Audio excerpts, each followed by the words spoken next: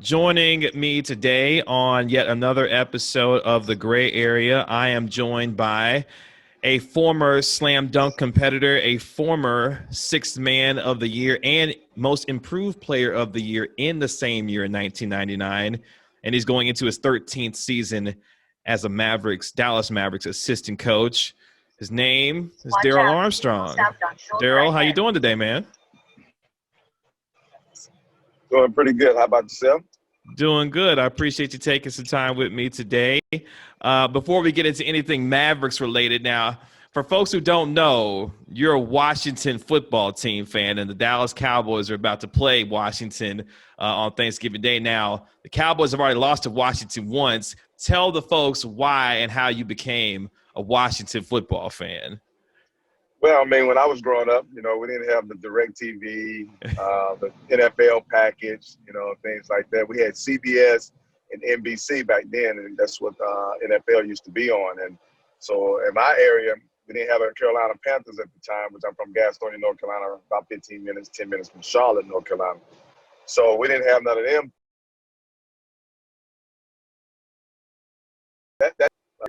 Pittsburgh Steelers, Dallas Cowboys, or the Washington football team now, who used to be the Redskins.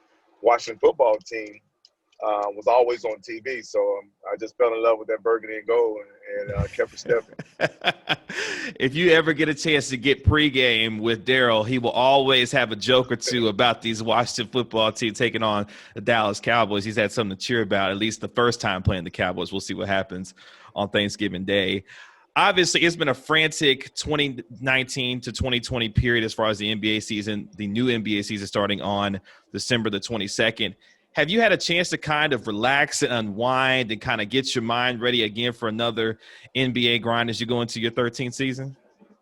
Yes, I have. I took about, after coming out of the bubble, 2 weeks, I basically stayed in my apartment downtown Dallas and just relaxed and didn't go nowhere, just, laid back. Plus, I was scared after leaving the bubble how safe the bubble was. I was scared to go anywhere. So, yeah.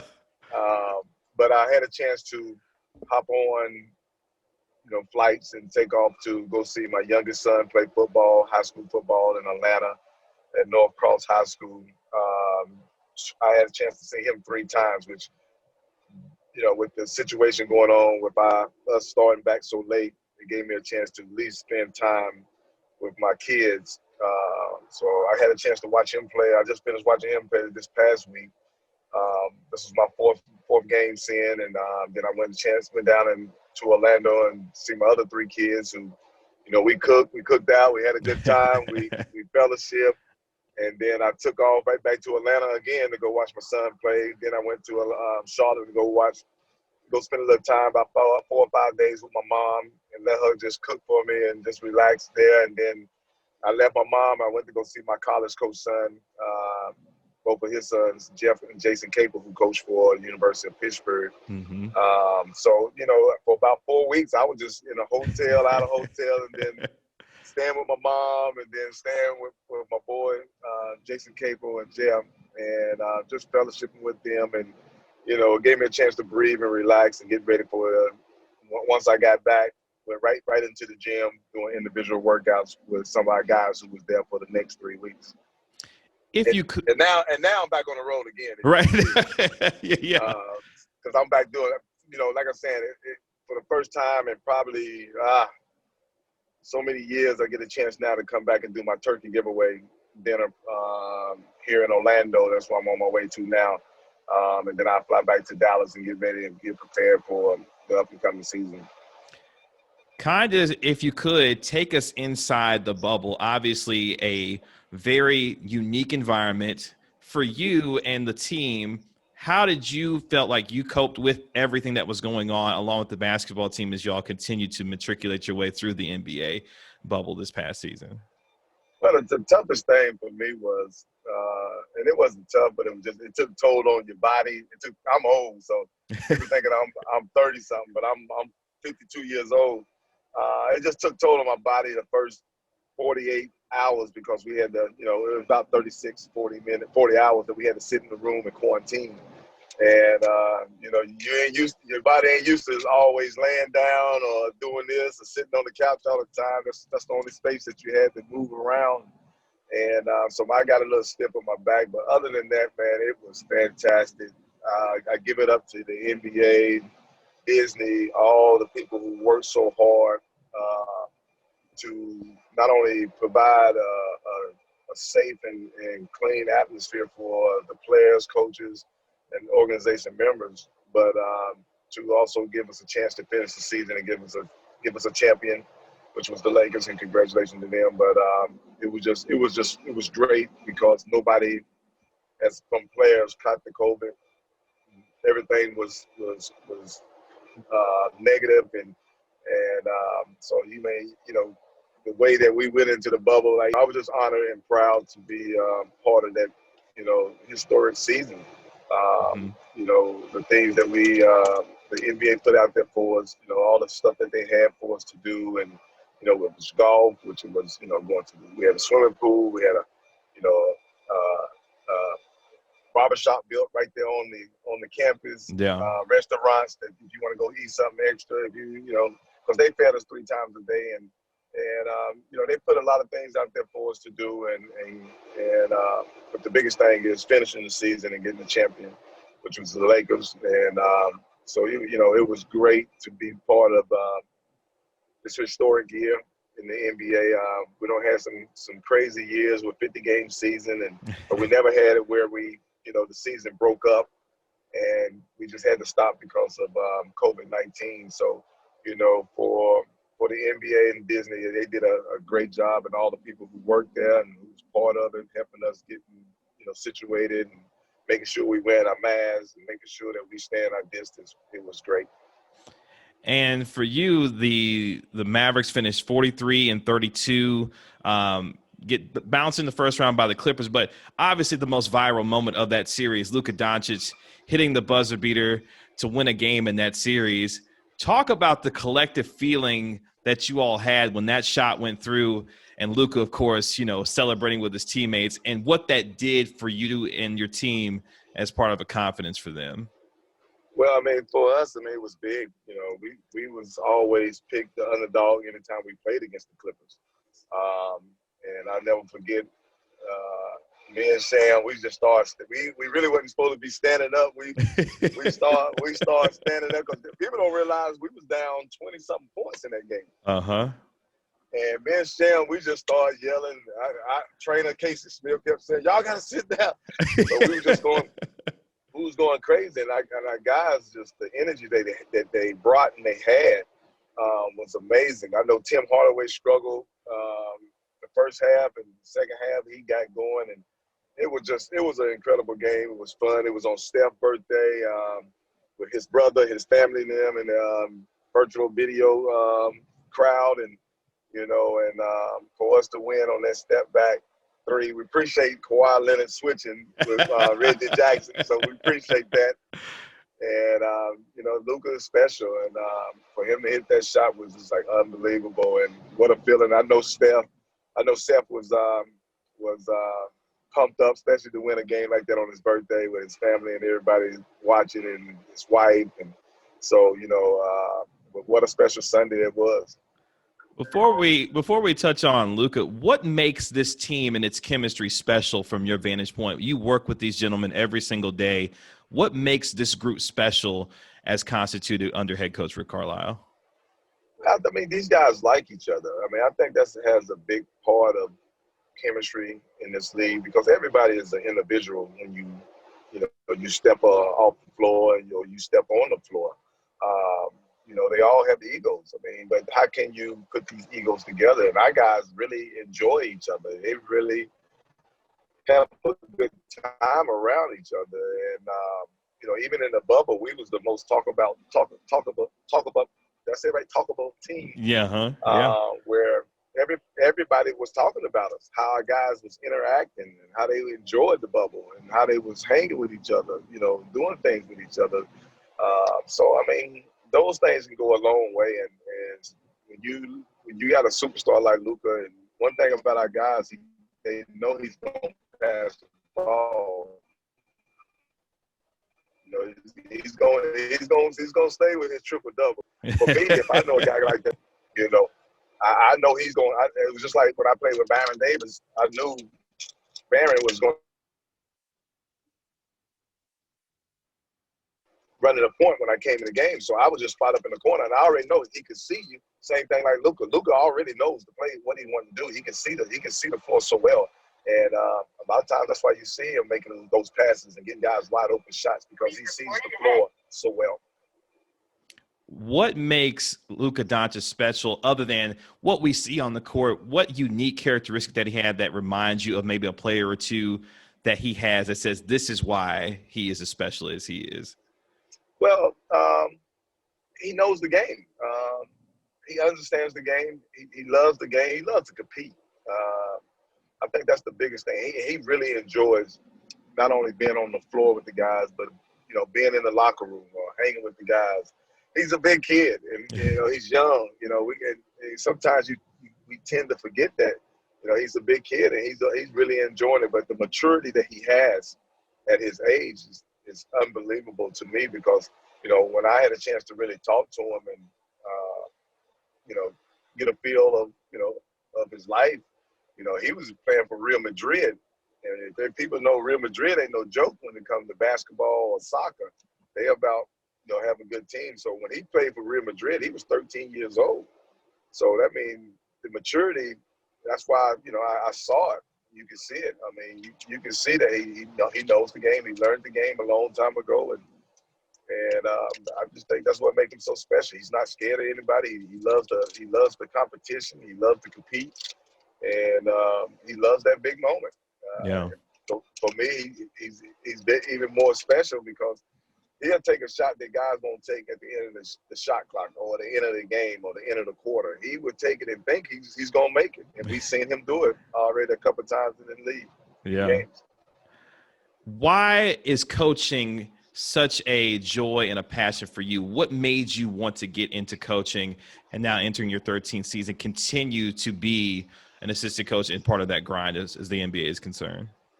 Well, first of all, a lot of my coaches told me to keep my material. You're going to be a coach in this league. They didn't say a head coach. They just said you're going to be a coach. And, so keep all your material and stuff like that. And me being a leader as I was coming up, not knowing I was going to be leading guys and everything in this league because the way I got into the NBA. But I had to become a leader real fast after we traded Penny Hardaway away and other guys.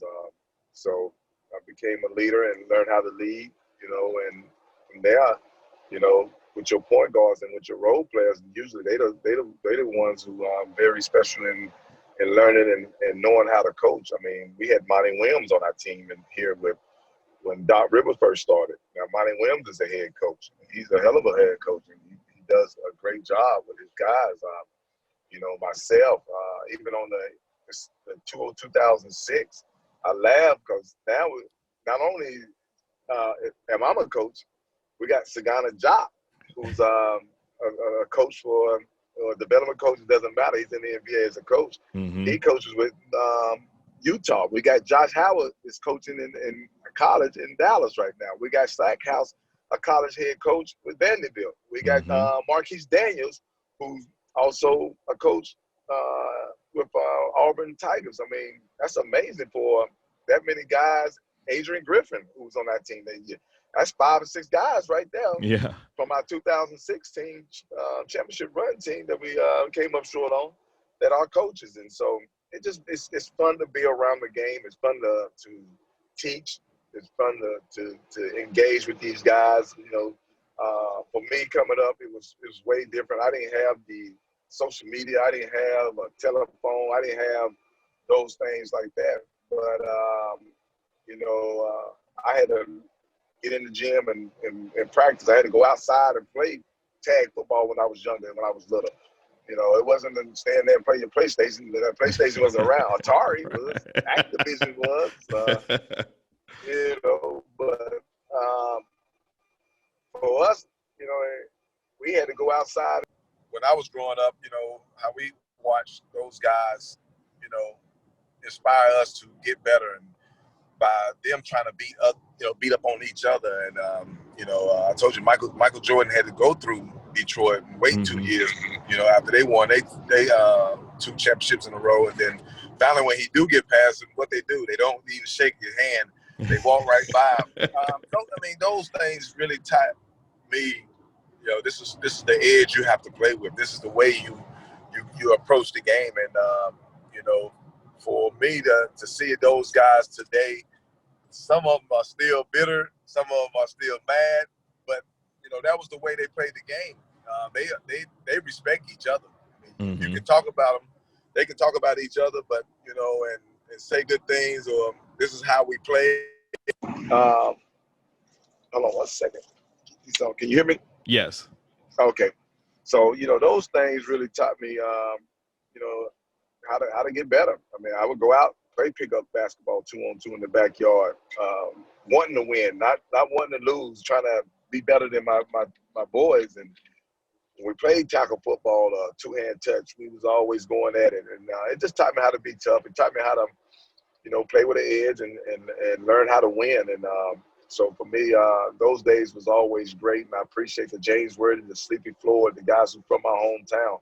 When I seen them coming up and, had a chance to see what they did from coming from a small country town in Gastonia, North Carolina, right outside of Charlotte, and doing great things in the NBA. It made me want to do the same thing, and I got there and I did it. As we look forward toward this season, the Mavericks, of course, have completed their draft and added a couple of pieces with Josh Green and Josh Richardson and others. How excited are you about this team and the capabilities of this team, granted how good you guys were last year and still learning how to win and develop as a team to take that next step in the Western Conference this upcoming season? Well, you should be excited for a new season, especially when you finally got back. I think we was absent from the playoffs 3 years in a row, and then we finally got back to making the playoffs. And had a pretty good run, and but we just still didn't get to where we wanted to go, and unfortunately we had an injury with KP, and for us, it's big for all our players, especially our superstars, to stay healthy. We went in the bubble without, I think, four of our guys who played, and still had a chance to make noise and play pretty good against the Clippers, but at the end of the day, now we start fresh again. We get those guys back.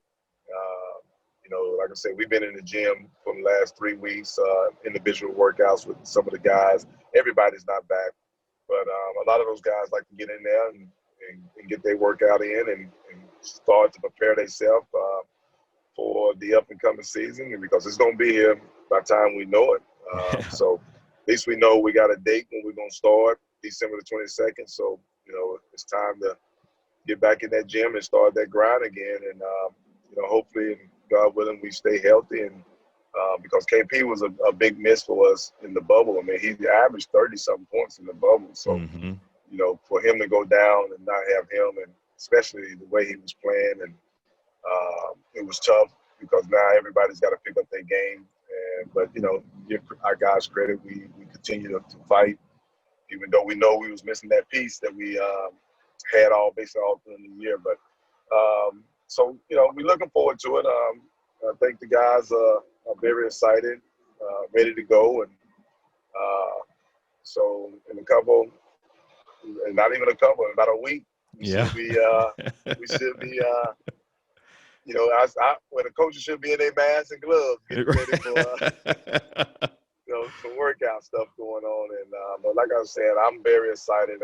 It's nothing like getting back to playing basketball, especially with this COVID-19, and it keeps going up and going up. And I think for people around the world, we need sports. We need things to people can enjoy and watch.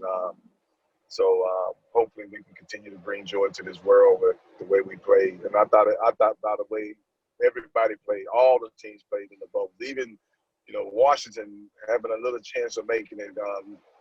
Brooklyn not having those guys. And everybody competed and they played hard. I don't know if it was me, but I thought we had some of the best basketball games that I have ever seen in a long time. And it was fun to watch those guys because everything was equal and we was having some good games and no fans. It was mano to mano, and I mean we was having some good basketball. So looking forward to